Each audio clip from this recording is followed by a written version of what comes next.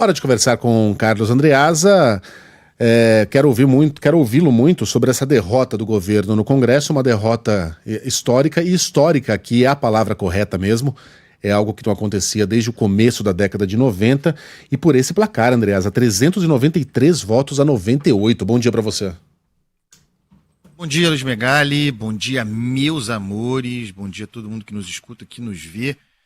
Número assustador da imposição do parlamento.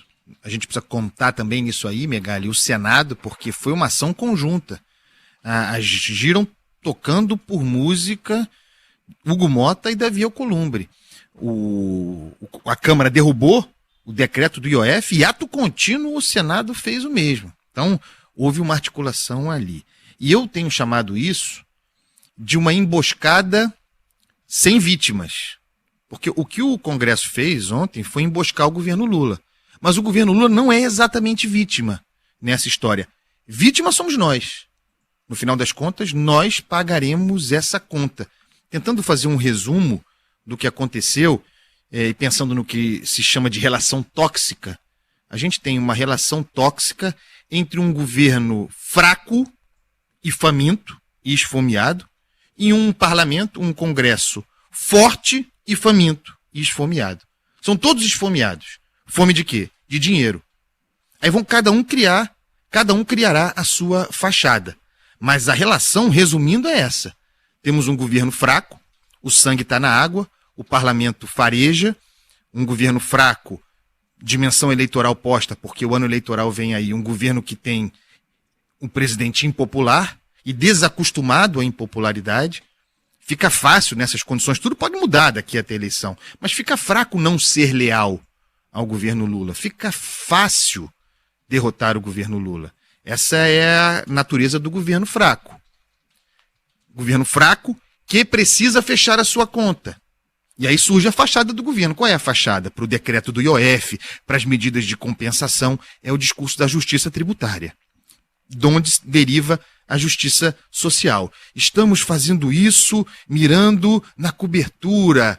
Gera uma oposição, Congresso maldoso, e nem acho que esteja errado nessa atribuição do parlamento, não. Congresso que defende os mais ricos, o que é falso, é uma fachada equivocada, porque não é esse o objetivo, é o discurso do governo como defensor dos mais pobres. Há uma instrumentalização, inclusive de boas medidas, para levantar dinheiro, para fazer dinheiro para fechar conta, para rolar bomba fiscal para 2027, para depois da eleição. Puxadinho, catadão, atirando para todos os lados. Até acerta alguns bons tiros, atirando para todos os lados. Tem até boas medidas nesses pacotes todos.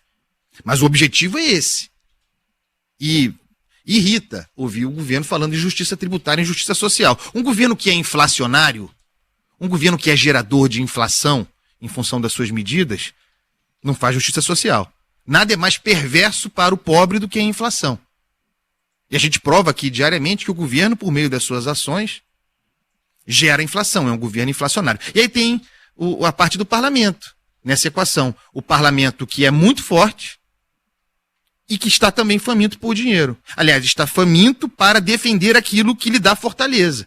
No final das contas, estamos falando das emendas parlamentares. Há uma insatisfação. O parlamento faz esse discursinho também. Olha a fachada do parlamento aí, Luiz Megali.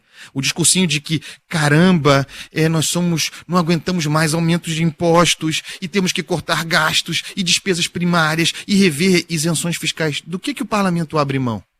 O parlamento deixou quando se quis discutir revisão de desoneração de folha de pagamento, por exemplo? Não deixou. O parlamento está disposto a sacrificar algo da sua cota e crescendo de 50 bilhões de reais. Então faz o discurso fiscalista, mas na prática está insatisfeito porque o governo não está pagando o combinado, não está liberando emendas parlamentares. Dos mais de 50 bilhões de reais, nós estamos em liberação até agora, meio do ano, 1 bilhão e alguma coisa. E nada de emendas de comissão. Saiu nada. Emenda de comissão é o locus do exercício do orçamento secreto, de onde o parlamento se financia, e financia suas próprias reeleições, porque a emenda parlamentar virou um fundo eleitoral paralelo. Então vejam como todos, governo fraco, parlamento forte, ambos famintos, todos vão criando fachadas para justificar a relação tóxica que tem com o outro. E estão todos, um sobre o outro, certos. O parlamento está certo sobre o governo e o governo está certo sobre o parlamento. Certo também é que nós vamos pagar essa conta. Isso é certo. Essa conta será nossa, porque ninguém vai abrir mão do dinheiro. O governo não vai fazer ajuste fiscal, vai fazer de tudo para aumentar a arrecadação, e o parlamento não vai abrir mão das suas prerrogativas, das suas emendas parlamentares, do vergonhoso aumento do número de deputados que aprovaram ontem no Congresso. O Senado aprovou também. Então a única coisa certa aí é que a conta é nossa, pessoal. Perfeito, perfeito. Tá todo mundo, não tem ninguém errado e não tem ninguém certo também, né? Exato. Tá todo mundo errado. Tá todo mundo errado e não Não, e a gente precisava de não, alguém tá todo com... mundo errado, mas não tem... Ai, sei lá. Não, tá todo mundo, enfim, defendendo o seu ali, e creio que precisávamos de alguém com... Vou até usar uma expressão meio ingênua aqui, com algum espírito público, gente. Já esquecemos desse conceito? Né? E tem um outro problema aí, pessoal, que eu ouvi a Carla falando agora e me lembrei. Temos um risco de judicialização dessa matéria.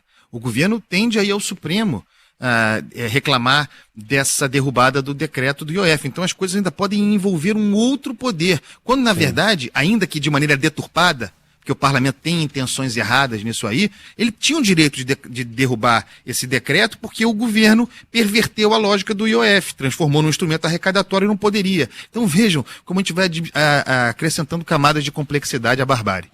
E na agulhinha? Na agulhinha, para resolver tudo, Almir Neto, tanta promessa, o maioral, saudoso, um dos maiores. Esse é fundador, esse é fundamento. Almir Neto, a história do samba passa por ele. A voz, como definiu Hugo Suckmann, uma vez fazendo um perfil do Almir Neto, a voz de terceira ou quarta dose. Maravilhoso. Um beijo. Mas valeu a pena eu fazer novena, esperando você chegar. Foi tanta promessa que eu fiz, que não vai dar tempo de pagar, de subir na peia, de carregar areia,